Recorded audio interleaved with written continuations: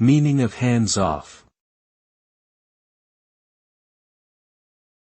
Hands-off.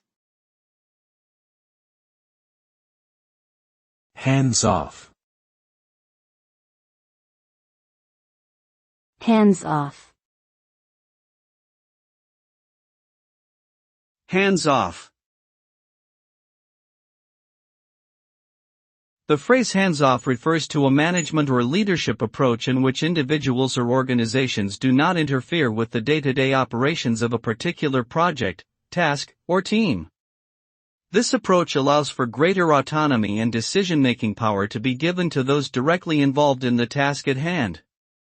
The benefits of taking a hands-off approach can include increased innovation, higher motivation and engagement from team members, and improved overall results due to the freedom to experiment and make decisions in real time.